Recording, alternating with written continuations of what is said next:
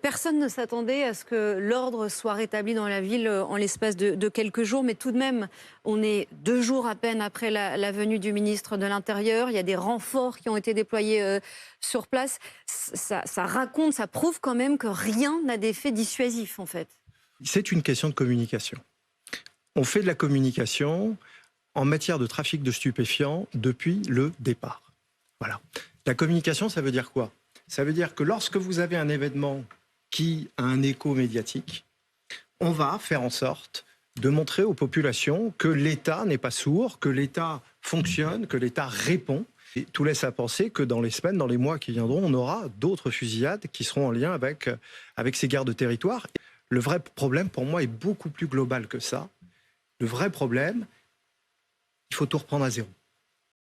Mais malgré tout, lorsque Darmanin se rend sur place et qu'il annonce notamment la mise en place d'une compagnie de CRS, au moins jusqu'à la fin de l'année, la potentielle ouverture d'un commissariat au cœur de ce quartier de Pissevin, ça, c'est pas juste de la com. C'était de la com à Marseille. Donc ça sert à rien ? J'ai pas l'impression.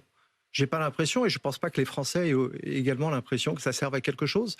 À partir du moment où vous traitez les conséquences et que vous ne traitez pas les causes du problème, ça recommencera. Après, vous pourrez avoir des fusillades dans 15 jours et Darmanin qui se rendra à Limoges, qui se rendra à Tourcoing, j'en sais rien. Ça sera toujours le même problème tant qu'on ne s'attaquera pas aux véritables causes de ces guerres de territoire, qui est en fait un problème qui va au-delà de nos frontières.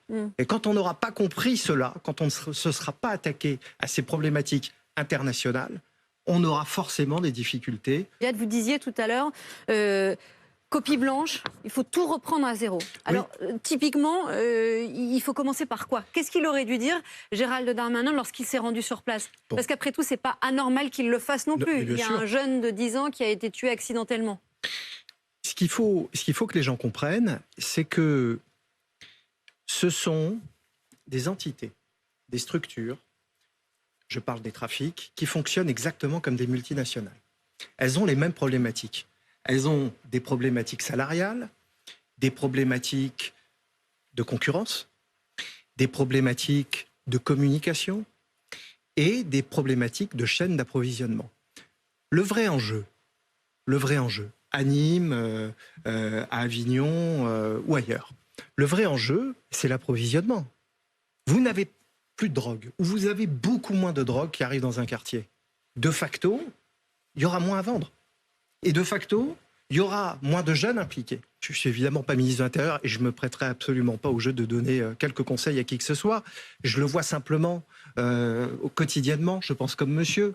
Le vrai enjeu, c'est que on ne va pas taper suffisamment là où il faut. Quand on part sur des importations de trafic de stupéfiants, les importations, elles arrivent d'où ? Amérique du Sud, Antilles,